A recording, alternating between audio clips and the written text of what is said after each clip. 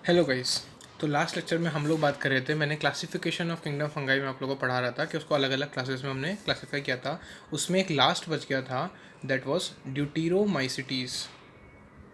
ठीक है, हमने 3 पढ़ लिए थे, हमने फाइकोमाइसिटीज़, एस्कोमाइसिटीज़ और बेसिडियोमाइसिटीज़ कवर कर लिया था। अब एक उसमें लास्ट बच रहा है विच इज़ ड्यूटीरोमाइसिटीज़। अब इसका भी कुछ अपना अलग इंपॉर्टेंस है, वो क्या है? इसको हम बोलते हैं imperfect fungi. It is also known as imperfect fungi. ठीक है, इसको इम्परफेक्ट फंगाई बोला जाता है। ऐसा क्यों? ऐसा इसलिए बोला जाता है because only the A sexual और दी वेजिटेटिव फेज जो होती है ना इसकी, सिर्फ या तो ए सेक्शुअल फेज या फिर वेजिटेटिव फेज ही इसमें देखने को मिलती है। ओनली ए सेक्शुअल और वेजिटेटिव फेज इज सीन और नोन। इसको इम्परफेक्ट फंगाई इसलिए बोला जाता है क्योंकि इसमें सिर्फ और सिर्फ या तो एसेक्सुअल या फिर वेजिटेटिव फेज ही देखने को मिलती है, इसमें सेक्सुअल रिप्रोडक्शन देखने को नहीं मिलता। ठीक है, अगर मान लीजिए देखने को मिल जाए, अगर मान लीजिए इसमें सेक्सुअल रिप्रोडक्शन देखने को मिल जाए तो उसको मैं क्या बोल दूंगा? परफेक्ट। परफेक्ट फंगाई कब बोलूँगा मैं इसको? एक परफेक्ट फंगाई वो होगा जिसके अंदर सेक्सुअल स्टेज देखने को मिलेगी, जो सेक्सुअल रिप्रोडक्शन है वो देखने को मिलेगा। तो अगर इसमें मान लीजिए कुछ ऑर्गेनिज्म जो है डिटेरोमाइसिटीज़ के, अगर उनमें सेक्सुअल रिप्रोडक्शन देखने को मिल जाता है, मतलब वो परफेक्ट फंगाई हो गए। उनको फिर किस में उनको किस में रख दिया जाता है? उनको या तो एस्कोमाइसिटीज़ में रख दिया जाता है या फिर बेसिडियोमाइसिटीज़ में रख दिया जाता है। तो मतलब ये है कि इसके अंदर सिर्फ वही ऑर्गेनिजम्स आएंगे जिनके अंदर सिर्फ और सिर्फ ए सेक्शुअल फेज देखने को मिलती है और सेक्शुअल फेज देखने को नहीं मिलती। ठीक है, अगर गलती से किसी ऑर्गेनिजम्स में देखने को मिल गई, इनके ड्यूटेरोमाइसिटी से किसी ऑर्गेनिज्म में अगर मान लीजिए सेक्शुअल स्टेज देखने को मिल गई, तो उसको हम अल्टीमेटली एस्कोमाइसिटीज़ और बेसिडियोमाइसिटीज़ के अंदर डाल देते हैं। ठीक है, उसमें डाल दिया जाता है। अब इनका जो रिप्रोडक्शन होगा वो कैसे होगा? अब ऑब्वियसली होगा कौन सा? सिर्फ ए सेक्शुअल रिप्रोडक्शन की बात करूँगा तो यहाँ जो रिप्रोडक्शन होगा वो कैसे होगा? Through the asexual sports. A sexual sports के थ्रू होगा। ठीक है, कौन से होंगे वो? कोनिडिया। ठीक है, conidia are the asexual spores, उनके थ्रू होगा। ठीक है ना। अब आपको पता है कोनिडिया कहाँ होते हैं? एक्सोजीनसली बनते हैं। ठीक है, ये तो मैं बता ही चुका हूँ, कोनिडिया मतलब एक्सोजीनस प्रोड्यूस होते हैं। फिर वही माइसीलियम की बात करूँगा मैं। माइसीलियम कैसा हो गया? इसका भी सेप्टेट, सेप्टा प्रेजेंट होगा एंड ब्रांच्ड होता है। ठीक है, कल मैंने बता ही दिया था आप लोगों को कि सिर्फ फाइकोमाइसिटीज ऐसा है जिसका ए सेप्टेट एंड एनासिनोसाइटिक होता है, बाकी सबका सेप्टेट एंड ब्रांच देखने को मिलता है माइसीलियम। ठीक है, अब इसके कुछ मेंबर्स कैसे होते हैं? अगर मैं न्यूट्रिशन के हिसाब से बात करूँ तो इसके कुछ मेंबर्स कैसे होते हैं? सेप्रोफाइट्स। इसके कुछ मेंबर्स होते हैं सेप्रोफाइट्स, कुछ मेंबर्स होते हैं पैरासाइट्स। लगभग हमको यही सब देखने को मिला है सारे फंगाई में, तो ये तो कॉमन चीज़ हो गई, इसमें कुछ भी नया नहीं है। कुछ मेंबर्स सेप्रोफाइट्स हैं, कुछ मेंबर्स पैरासाइट्स हैं। पर लार्ज नंबर ऑफ मेंबर्स कैसे हैं? ये तो सम मेंबर्स थे, पर लार्ज नंबर ऑफ मेंबर्स क्या हैं इसमें? जो लार्ज नंबर ऑफ मेंबर्स हैं, these are decomposers. Large number of members are decomposers of litter. जो भी है ना, वेस्ट वगैरह जो भी होता है अल्टीमेटली उसके डिकम्पोजर्स होते हैं।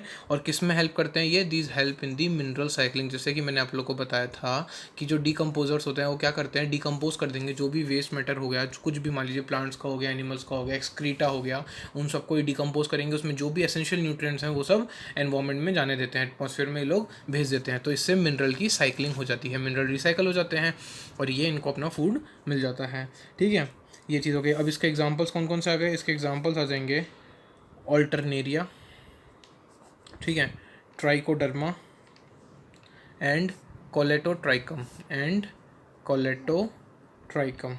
ठीक है, ये इसमें कौन कौन से आ गए examples? Alternaria, trichoderma and Colletotrichum. ठीक है ना, ये जो हैं इसके एग्जांपल्स हैं, ये आप लोगों को याद रखने एग्जांपल्स। और इस तरीके से हमारा जो किंगडम फंगाई है वो पूरी तरीके से कंप्लीट हो गया। अब हमने किंगडम मोनेरा पढ़ लिया, किंगडम हमने फंगाई पढ़ लिया हमने। ठीक है, अब हमने जो है किंगडम प्लांटे और किंगडम एनिमेलिया जो है वो हम पढ़ेंगे अलग से, उनके अलग अलग चैप्टर्स हैं तो हम वहाँ पे उनको पढ़ेंगे। ठीक है, अब अगर मैं और किंगडम प्रोटिस्टा भी पढ़ लिया हमने। अब मैं बात करूँ तो कुछ ऑर्गेनिजम्स हैं। ठीक है, अब एक हेडिंग आती है आपके एनसीईआरटी में, viruses, viroids, prions and lichens. Lichens के बारे में मैंने आप लोगों को हल्का सा आइडिया दिया था। ठीक है, उसके बारे में भी डिटेल में बताएंगे। तो अब ये कुछ ऐसे ऑर्गेनिजम्स हैं जिनको क्लासिफिकेशन सिस्टम में नहीं रखा गया था। मतलब जो विटेकर का जो 5 किंगडम क्लासिफिकेशन है, ठीक है, no mention of such organisms in Whittaker's kingdom of classification. जो विटेकर क्लासिफिकेशन था, विटेकर का जो भी क्लासिफिकेशन था उसमें इन ऑर्गेनिजम्स का कहीं नामो निशान नहीं है। ना तो इनको किसी किंगडम में रखा गया है, ना ही इनको अलग से कहीं पर जगह दी गई है। तो इसके बारे में हमको अलग से पढ़ना पड़ेगा। ठीक है, किसी किंगडम में आपको ये नहीं मिलेंगे। ऐसा पर क्यों? मतलब अगर कायदे से इनमें बात करें तो इसमें भी सबसे इंपॉर्टेंट है वायरसेस। आप लोगों को पता है कभी भी आप लोग बोलते हैं कि सर्दी हो गई, जुकाम हो गई तो कोई वायरस हो गया। अभी अगर मैं हाल फिलहाल की बात करूँ तो जो कोरोना चल रहा है वो भी एक वायरस के थ्रू ही हो रहा है, ठीक है। जो आपका जो कोरोना बीमारी है वो भी एक वायरस से हो रही है। तो अल्टीमेटली अगर हम बात करें तो ये सब जो हैं इनको क्यों हमने है ना किसी भी है ना हमने किंगडम में नहीं रखा, तो इनको किसी भी किंगडम में से जगह नहीं मिल पाई, because they are not considered living. इनको लिविंग ही नहीं माना गया। हमने क्या बोला, हम आप लोगों को याद हो मैंने फर्स्ट लेक्चर इस यूनिट का फर्स्ट चैप्टर का फर्स्ट लेक्चर जो था उसमें मैंने एक क्राइटेरिया डिसाइड किया था कि कौन से लिविंग हैं कौन से नहीं लिविंग। तो हम तो उन्हीं ऑर्गेनिजम्स को क्लासीफाई करेंगे ना जिनको हम लिविंग मानते हैं। जिनको हम लिविंग ही नहीं मानते because they are not considered living. अगर जिनको मैं लिविंग ही नहीं मानते हम लोग, उसको हम किसी भी किंगडम में कैसे रख सकते हैं। इसीलिए इनको हम लिविंग नहीं कह सकते हैं, ठीक है ना। अब लिविंग के लिए भी हम क्या बोलते हैं कि एक सेल का स्ट्रक्चर होना चाहिए। अब मैंने ऐसे कैसे बोल दिया कि लिविंग नहीं है, तो एक सेल का स्ट्रक्चर होना चाहिए लिविंग के लिए, ठीक है। मतलब अगर कोई भी ऑर्गेनिज्म लिविंग है तो उसके पास एक सेलुलर स्ट्रक्चर, मैंने बात की थी सेलुलर स्ट्रक्चर होना जरूरी है, मेटाबॉलिज्म शो करे वो सब है ना, हमने बात की थी। तो वायरसेस की अगर मैं बात करूँ तो दीज आर नॉन सेल्यूलर, कोई सेल नहीं होता है, नॉन सेलुलर ऑर्गेनिजम्स होते हैं ये, ठीक है। सेल कुछ नहीं होता इनके अंदर, ठीक है। एंड ये इनका करेक्टरिस्टिक फीचर हो गया। एंड ये क्या होते हैं, बिल्कुल इनर्ट होते हैं, ठीक है। इनका क्या होता है अगर मैं बात करूँ तो इनर्ट क्रिस्टलाइन स्ट्रक्चर होता है, inert crystalline structure outside the living cell. देखिए होता क्या है, वायरसेस जो होते हैं, अगर इन जनरल में बोलूँ कि जैसे बाहर एनवायरनमेंट में कहीं पर हैं वायरसेस, ठीक है, तो कैसे होंगे वो नॉन सेलर होंगे और उनका इनर्ट क्रिस्टलाइन स्ट्रक्चर, इनर्ट मतलब बिल्कुल एकदम स्टेबल है, कुछ रिएक्ट नहीं कर रहा, कोई हलचल नहीं है उसमें। तो कोई चीज़ एकदम हलचल नहीं है, कुछ नहीं है, तो हम उसको लिविंग नहीं बोलते। पर ये कहाँ बोल रहा हूँ मैं, आउटसाइड द लिविंग सेल, मतलब जब वो ऐसे बाहर एनवायरनमेंट में है तब की बात है। एक बार अगर वो किसी भी लिविंग सेल में पहुँच गए तो फिर वहाँ पर वो उसकी होस्ट की मशीनरी यूज़ करके पूरा अपने आप को और ग्रो कर सकते हैं और अपना फूड वगैरह सब ले सकते हैं। इसलिए अगर मैं बोलूँ किसी भी सेल के बाहर अगर हैं वो, तो दीज आर नॉन लिविंग। पर अगर एक बार किसी भी सेल में चले गए तो दीज आर लिविंग। तो इन जनरल उनको हमने नॉन लिविंग माना था, इस चक्कर में हमने उनको किसी भी तरह के क्लासिफिकेशन के अंदर हमने उनको ऐड नहीं किया, ठीक है ना। तो अब मैं क्या बोला, एक बार अगर इन्होंने किसी सेल को इन्फेक्ट कर लिया, once they infect a cell, ठीक है, तो they take over the machinery, जो भी उस सेल की मशीनरी होती है दे टेक ओवर, उसको टेक ओवर कर लेते हैं, बिल्कुल अपना कब्जा कर लेते हैं उसके ऊपर। Take over the machinery of the host cell. तो जिस सेल पे वो लोग एनर्जी गए उसको क्या बोलते हैं, देखिए जिस सेल पे उन्होंने हमला किया उसको हमने बोल दिया होस्ट सेल। जैसे अगर मान लीजिए किसी अगर ह्यूमन पे हमला किया तो ह्यूमन क्या हो गया उनके लिए एज अ होस्ट, ठीक है। मतलब होस्ट हम क्या बोलते हैं, मेजबान जिसको हम बोलते हैं। जैसे अगर कोई मेहमान घर में आता है तो हम होस्ट हो गए, हम मेजबान हो गए। तो उसी तरीके से ये एक तरीके से ये हानिकारक, ये जो है ये मेहमान जो है ये हानिकारक आया, ठीक है। इसने पूरी मशीनरी ले ली अल्टीमेटली, ठीक है। और क्या किया फिर, खुद का रेप्लिकेशन किया, मशीनरी ली हॉस्टल की टू रेप्लिकेट देमसेल्व्स, खुद का रेप्लिकेशन करना, खुद का प्रोलिफरेशन, खुद का नंबर बढ़ा देते हैं ये लोग, ठीक है, खुद का डेवलपमेंट करते हैं। एंड किलिंग दी होस्ट, मतलब ऐसा मेहमान जो खूनी मेहमान जिसको आप बोल सकते हैं, किलिंग दी होस्ट, ये होस्ट को मार देता है फिर धीरे धीरे करके, ठीक है ना। तो ये हो गया हमारे वायरसेस की, मैंने एक बता दिया कि किस तरीके से वो होते हैं, बाहर कैसे होते हैं, और एक बार किसी भी लिविंग सेल में जाने के बाद वो कैसे होते हैं, ठीक है। तो अब वायरसेस के बारे में देखिए कुछ साइंटिस्ट ने अपनी अलग अलग राय दी है, क्या होते हैं उनको डिफाइन किया है, वो सब हम बात करते हैं अब, ठीक है। देखिए जो नेम है वायरस का, द नेम वायरस, ये जो नेम आया है वायरस का, इसका मतलब है विनोम, विनम, ठीक है। जैसे सांप का जो जहर होता है उसको भी विनम बोलते हैं, तो उस तरीके से वायरस का नेम जो है कहाँ से आया, विनम से, या फिर पॉइजनस फ्लूइड, ऑब्वियसली वो जैसे मैंने अभी जहर का नाम लिया उस तरीके से, तो किसी पॉइजनस फ्लूइड या वेनम से इसका नाम आया है। किसने दिया, name was given by, name दिया था दमित्री इवानवोस्की ने दिया था, इवानोस्की, दमित्री इवानवोस्की। ये जो साइंटिस्ट के नाम है ये आप लोग को याद रखने हैं। सिर्फ यही ऐसा टॉपिक है जिसके अंदर 3-4 साइंटिस्ट के नाम आप लोग कंटिन्यू पढ़ेंगे और सबके नाम आपको याद रखना है कि किसने क्या दिया था। जैसे वायरस का नाम जो है जिसका मतलब वेनम या फिर पॉइजनस फ्लूइड होता है, किसने दिया था, दमित्री इवानवोस्की ने। इसका ईयर भी इंपॉर्टेंट है, 1892 में दिया था, ठीक है ना। क्यों, उन्होंने क्या किया, उन्होंने देखा कि जो टोबैको है, टोबैको जो प्लांट होता है ना, टोबैको का प्लांट, उस पर उन्होंने देखा कि कुछ माइक्रोब्स की वजह से एक डिजीज़ हो रही थी which was mosaic disease of tobacco. उन्होंने देखा कि टोबैको प्लांट के ऊपर कुछ डिजीज़ उन्होंने देखी, ठीक है। उन्होंने टोबैको प्लांट पे कुछ डिजीज़ देखी जो कि क्या थी, मोज़ाइक डिजीज़ ऑफ टोबैको, मतलब टोबैको प्लांट पे ऐसे डिजीज़ हो रही थी कुछ माइक्रो ऑर्गेनिजम्स की वजह से, ठीक है, ठीक है। और ये जो माइक्रो ऑर्गेनिजम्स थे इसको इन्होंने अल्टीमेटली क्या नाम दिया, वायरस नाम दिया, जो कि ये डिजीज़ कॉज कर रहे थे। तो इस डिजीज़ को देखते हुए इन्होंने वायरस का नाम दिया, किसने, दमित्री इवानवोस्की ने, ठीक है। अब ये जो वायरसेस थे, मतलब उनको ये नहीं पता था ये वायरसेस है, पर उनको ये पता था कि ये बैक्टीरिया नहीं है। क्यों, क्योंकि they are found to be smaller than bacteria. अब ये बैक्टीरिया से भाई नॉर्मली अगर कोई भी माइक्रो ऑर्गेनिज्म मिलता है, कोई भी माइक्रोब मिलता है, तो पहला लोग क्या सोचते हैं कि आप पता कोई बैक्टीरिया हो, लेकिन ये स्मॉलर देन बैक्टीरिया, जो बैक्टीरिया की जो नॉर्मल साइज़ होती है उससे भी छोटे थे, मतलब बैक्टीरिया की छोटी से छोटी साइज़ से भी छोटे थे ये, प्लस ठीक है। क्यों, कैसे पता चला ये? Because they passed the bacteria proof filters. मान लीजिए मतलब आप ये लेबोरेटरी में जब वो लोगों ने साइंटिस्ट ने देखा तो उनके पास उन्होंने एक फ़िल्टर बनाए थे जो कि बैक्टीरिया प्रूफ होते हैं कि उस फिल्टर से कोई भी बैक्टीरिया पास नहीं कर सकता, पर ये पास कर गए। जब ये पास कर गए तो उन्होंने ये देखा कि ये कैसे थे, स्मॉलर थे बैक्टीरिया से भी, तब वो इस कंक्लूजन पे है कि ये कोई और ही माइक्रोब है, कोई और ही माइक्रो ऑर्गेनिज्म है जिसका नाम इन्होंने रखा वायरस। ठीक है, ये तो हो गई किसकी बात आ गई, अब इसका नाम कैसे पड़ा और किसने रखा। अब बात आती है एक और साइंटिस्ट है M.W. बेजरनिक। M.W. बेजरनिक की अगर मैं बात करूं, ठीक है, इन्होंने 1898 में क्या किया, इन्होंने एक डेमोन्स्ट्रेशन दिया। ठीक है, इन्होंने एक एक्सपेरिमेंट करके दिखाया। क्या इन्होंने क्या लिया, जो हमने अभी हम जिस टोबैको प्लांट की बात कर रहे थे, ठीक है, उसका इन्फेक्टेड पार्ट लिया, इन्फेक्टेड पार्ट ऑफ टोबैको इन्होंने लिया। ठीक है, जो भी टोबैको प्लांट है उसमें जो भी मान लीजिए पार्ट, जैसे मान लीजिए कोई लीफ है या वो है ना, कोई इसका स्टेम हो गया, कोई सा भी पार्ट जो कि इन्फेक्टेड था इन माइक्रो ऑर्गेनिज्म से, उसको इन्होंने लिया। ठीक है ना, उसका एक्सट्रैक्ट लिया एक छोटा सा, और उससे क्या करवाया, उससे है ना इन्होंने क्या किया, इन्फेक्शन करवा दिया इन दी हेल्दी प्लांट्स। जो भी हेल्दी टोबैको प्लांट था उसमें इन्फेक्शन हो गया इनके थ्रू। ये जो इन्फेक्टेड टोबैको प्लांट था इससे इन्होंने क्या करवाया, हेल्दी प्लांट में इन्फेक्शन करवा के दिखाया। ठीक है ना, और उन्होंने क्या बोला अल्टीमेटली कि ये जो चीज़ है, ठीक है ना, ये जो फ्लूइड है, जो ये जो चीज़ है, इनको क्या बोला, contagium vivum fluidum. Contagium vivum fluidum. Question कैसा आता है एग्जाम में कि एना who coined the term contagium vivum fluidum, तो तब बताना पड़ेगा M.W. बेजरनिक ने कॉइन किए थे टर्म। उन्होंने क्या बोला इनको, कॉन्टेजियम वाइवम फ्लूइडम मतलब इन्फेक्शियस लिविंग फ्लूइड। उन्होंने इस फ्लूइड को क्या नाम दिया, इन्फेक्शियस लिविंग फ्लूइड। देखिए लिविंग क्यों, क्योंकि ऑब्वियसली बात है लिविंग है। इन्फेक्शियस क्यों बोला, एक से दूसरे में फैल रहा है। देखिए आपने देखा एक इन्फेक्टेड टोबैको प्लांट से दूसरे में, एक हेल्दी प्लांट में इन्होंने डिजीज कॉज कर दी, इसलिए इनको बोल दिया गया इन्फेक्शियस लिविंग फ्लूइड। किसने बोला, ये M.W. बेजरनिक ने ये एक्सपेरिमेंट किया, ये डिमॉन्स्ट्रेशन करके दिखाया। ठीक है, इसके बाद एक साइंटिस्ट और आया। एक साइंटिस्ट और कौन सा था, W.M. स्टैनले। वो बहुत बाद में आया, 1935 में आया। ठीक है, W.M.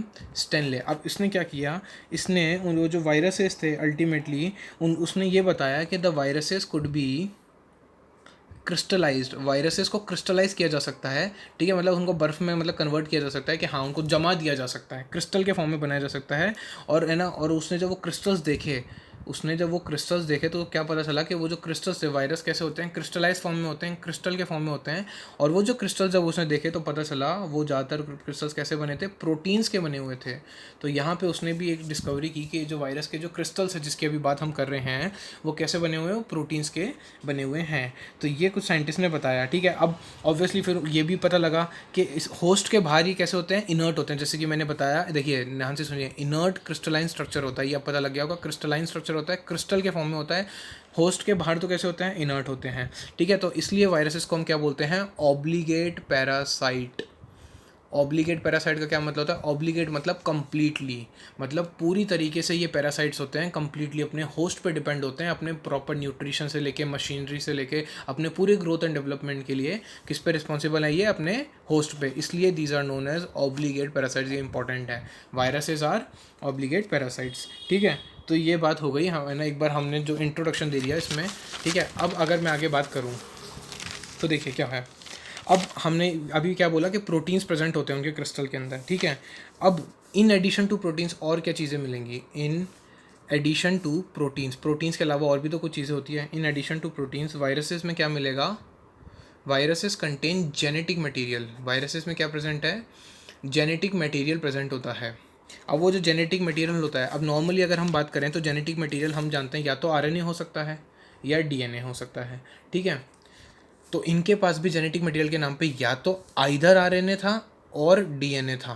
दोनों चीज़ें एक साथ नहीं मिलेगी। अगर किसी वायरस में आरएनए मिल रहा है तो फिर उसमें डीएनए नहीं मिलेगा, डीएनए मिल रहा है तो आरएनए नहीं मिलेगा। तो अल्टीमेटली वायरसेस में या तो आरएनए मिल रहा था या फिर डीएनए देखने को मिल रहा था। किसी भी वायरस में दोनों नहीं देखने को मिले थे।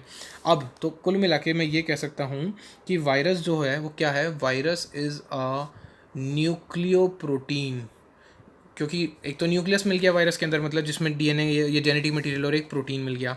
तो वायरस एक न्यूक्लियो प्रोटीन हो गया, और उसका जो जेनेटिक मटेरियल है, ये जो हम जिस जेनेटिक मटेरियल की बात कर रहे हैं, ये कैसा है, इन्फेक्शियस है। क्योंकि अभी हमने देखा कि जो इन्फेक्शियस प्लांट्स हमने लिए और हेल्दी प्लांट में डाला था, तो उसमें भी इन्फेक्शन हो गया था। इसलिए ये बोल रहा हूँ कि वायरस क्या है, एक न्यूक्लियो प्रोटीन, और उसका जेनेटिक मटीरियल कैसा होता है, इन्फेक्शियस होता है। ठीक है। अब एक कंक्लूजन निकाला गया कि वो वायरसेस जो कि इन्फेक्ट करते हैं प्लांट्स को, ठीक है, वायरसेस जो कि प्लांट्स में डिजीज़ कॉज करते हैं, प्लांट्स को इन्फेक्ट करते हैं, उनमें या तो सिंगल स्ट्रैंडेड आरएनए होगा, ठीक है, उनमें सिंगल स्ट्रैंडेड आरएनए होगा। मतलब देखिए, आप लोगों को पता है आरएनए जो होता है वो सिंगल स्ट्रैंडेड होता है, ठीक है।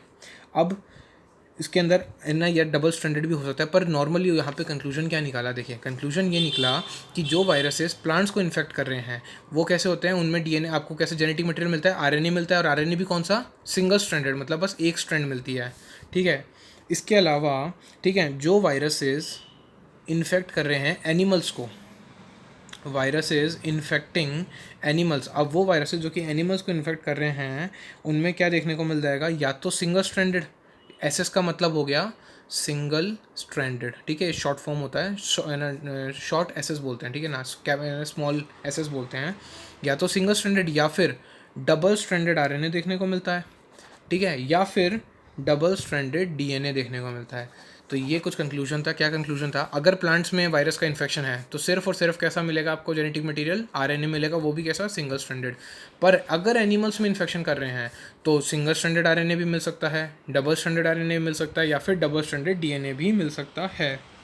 तो आप देखिए, इससे ये कंक्लूजन आता है कि एनिमल्स में जो है बहुत ज़्यादा कॉज करते हैं इन्फेक्शन, वायरसेस जो है उनका मेजर टारगेट कौन है, एनिमल्स हैं। इसीलिए वहाँ पे देखिए इतनी सारी आपको वैरायटी देखने को मिल रही है जेनेटिक मटेरियल के अंदर, ठीक है, ये आप लोग को याद रखना है, ठीक है। अब एक अलग टाइप के वायरसेस होते हैं, बैक्टीरियल वायरसेस, जिनको नाम दिया गया है बैक्टीरियोफेज। बैक्टीरियल वायरस है जिनको नाम क्या दिया गया है, बैक्टीरियोफेज। मतलब बैक्टीरियोफेज क्या हुए, ऐसे वायरस जो कि किसको इन्फेक्ट कर रहे हैं, बैक्टीरिया को ही इन्फेक्ट कर रहे हैं। मतलब सोचिए कि एक बैक्टीरिया खुद किसी को इन्फेक्ट कर सकता है, बैक्टीरिया खुद इतना माइक्रो ऑर्गेनिज्म है, वो खुद है ना डिजीज़ कॉज करता है, ठीक है, हमने बात भी की थी कई तरह के डिजीज़, उसको भी अगर कोई इन्फेक्ट कर रहा है वायरस, तो उसको क्या बोलेंगे हम, बैक्टीरियोफेज। मतलब ऐसे वायरसेस जो कि बैक्टीरिया को इन्फेक्ट कर रहे हैं उनको हम बोलते हैं बैक्टीरियोफेज। ये कैसे होते हैं, these are double stranded DNA viruses, ठीक है। ये जो वायरसेस होते हैं जो कि बैक्टीरिया को इन्फेक्ट कर रहे हैं, ये कौन से हो गए, डबल स्ट्रैंडेड डीएनए। मतलब प्लांट को इन्फेक्ट करने वाले, एनिमल को इन्फेक्ट करने वाले, बैक्टीरिया को इन्फेक्ट करने वाले, ये तीनों के बारे में मैंने बता दिया। उनके अंदर जेनेटिक मटेरियल किस तरीके का आपको देखने को मिलेगा। अब जैसे कि मैंने बोला कि उनके अंदर क्या होता है, एक प्रोटीन का कोट होता है, मैंने बात की प्रोटीन कोट होता है, ठीक है ना। मैंने बोला जो क्रिस्टल्स बने हैं वो प्रोटीन के होते हैं।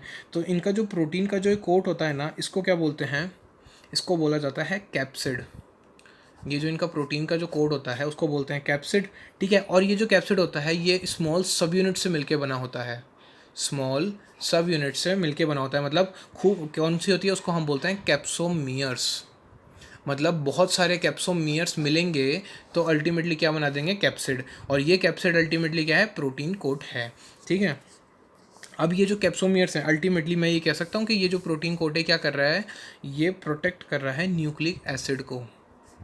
This is protecting the nucleic acid. कैसे, देखिए अंदर तो हो गया आपका, ये देखिए न्यूक्लिक एसिड हो गया, और बाहर ये प्रोटीन का कोट हो गया। तो ये जो प्रोटीन का कोट है ये बहुत सारे आपके कैसे कैप्सोमियर से मिलके बना हुआ है, और ये किसको प्रोटेक्ट कर रहे हैं, इस जेनेटिक मटीरियल, इस न्यूक्लिक एसिड को ये लोग प्रोटेक्ट करते हैं, ठीक है। अब ये जो कैप्सोमियर्स है जिनकी मैं अभी बात कर रहा हूँ, ये कैसे हो सकते हैं, ये हेलिकली अरेंज्ड हो सकते हैं, ठीक है, हेलिकली अरेंज्ड हो सकते हैं। हेलिकली कैसे, ये देखिए कुछ इस तरीके से हेलिकल जो स्ट्रक्चर होता है वो कुछ ऐसा होता है, ठीक है, देखिए ऐसा, ये हो गया हेलिकली अरेंज हो सकते हैं। या फिर पॉलीहेड्रल फॉर्म में बहुत सारे, ठीक है ना हेड्रल वे बहुत सारे, मतलब इस तरीके से, ठीक है ना, ये इस तरीके से अरेंज हो सकते हैं। या तो सिंगल आ गया या पॉलीहेड्रल फॉर्म्स आ गया, इस तरीके से अलग अलग फॉर्म्स में ये अरेंज्ड देखने को मिल सकते हैं आपके कैप्सोमियर्स। क्योंकि ऑब्वियसली बात है, इतने सारे कैप्सोमियर्स हैं, ये एक पर्टिकुलर पैटर्न में अरेंज होंगे और क्या बनाएंगे, कैप्सिड बनाएंगे, ठीक है। तो ये कैसे हेलिकली भी अरेंज हो सकते हैं और पॉलीहेड्रली भी अरेंज हो सकते हैं, ठीक है। अब वायरसेस कौन कौन सी डिजीज़ कॉज करते हैं, ठीक है, वायरसेस डिजीज़ कॉज करते हैं जैसे कि मम्स, स्मॉल पॉक्स, आप लोगों ने नाम सुना हो कभी, ठीक है, हर्पीस, ठीक है, इन्फ्लुएंज़ा, ठीक है, ये वायरसेस की डिजीज़ हो गई। कॉमन कोल्ड भी डेफिनेटली जो हमको होता है, जो सर्दी जुकाम वगैरह, वो भी वायरसेस ही कॉज करते हैं, ठीक है ना। प्लस एड्स का आप लोगों ने नाम सुना है, जो एड्स जो डिजीज़ होती है ह्यूमंस में, वो भी कौन कॉज करता है, वायरस ही कॉज करता है, ठीक है। प्लांट में भी, अब प्लांट में भी कॉज करता है डिजीज़, तो प्लांट में सिम्टम्स क्या होते हैं, ये जो डिजीज़ कॉज करते हैं वायरस, इसके सिम्टम्स क्या देखने को मिलेंगे। तो जो सिम्टम्स होते हैं वो देखिए ऐसे होते हैं, मोज़ाइक फॉर्मेशन, ठीक है, एक तरीके का पैटर्न बनाते हैं प्लांट्स में ये वायरसेस, ठीक है ना। तो मोज़ाइक फॉर्मेशन बोलते हैं उसको, मोज़ाइक बोलते हैं उस पैटर्न को। तो मोज़ाइक फॉर्मेशन हो गया। Plus leaf rolling and curling, अगर मान लीजिए किसी वायरस ने अगर मान लीजिए प्लांट को इन्फेक्ट किया है, तो लीफ कैसे रोल कर जाएगी या फिर कर्ल कर जाएगी अंदर की तरफ, ठीक है, कर्लिंग हो जाएगी लीफ की, रोलिंग हो सकती है लीफ की। इसके अलावा लीफ येलो पड़ जाए ना, उसका कलर बदल जाएगा, जैसे ग्रीन लीफ कैसे हो जाएगी, येलो हो जाएगी, मतलब मैच्योरिटी पे, जब वो मैच्योर भी नहीं है, मतलब नॉर्मल लीफ जो है, यंग लीफ भी येलो कलर की हो जाएगी। तो ये है ना सिम्टम्स हैं। इसके अलावा वेन क्लियरिंग, जैसे आप कभी भी अगर हम एक लीफ का स्ट्रक्चर बनाते हैं, तो उसमें हम जैसे ये देखिए, ये वेन बनाते हैं हम इस तरीके से, इसको क्या बोलते हैं, वेन बोलते हैं ना हम। ये पूरी तरीके से हट जाएगी तो वेन क्लियरिंग हो गई अल्टीमेटली, ठीक है। इसके अलावा ड्वार्फिंग, उसकी जो साइज़ है वो कम हो जाएगी, ठीक है। इसके अलावा स्टंटेड ग्रोथ, लीव जो है ज़्यादा ढंग से ग्रो नहीं कर पाएगी, मतलब उसकी ग्रोथ ढंग से नहीं होगी। तो ये सारे के सारे क्या हैं, दीज आर सिम्टम्स, कि अगर किसी वायरस ने अगर प्लांट को इन्फेक्ट कर लिया, ठीक है, सिम्टम्स हैं ये कि वायरस इन्फेक्टेड प्लांट, कोई वायरस इन्फेक्टेड प्लांट है तो उसके ये सिम्टम्स आपको देखने को मिलते हैं, ठीक है। तो ये हो गया हमारा अल्टीमेटली, है ना, वायरसेस के बारे में। बाकी जो वायरॉइड्स और जो हमारे प्रियॉन्स और लाइकेंस हैं वो मैं आप लोगों को नेक्स्ट वीडियो में बताऊँगा।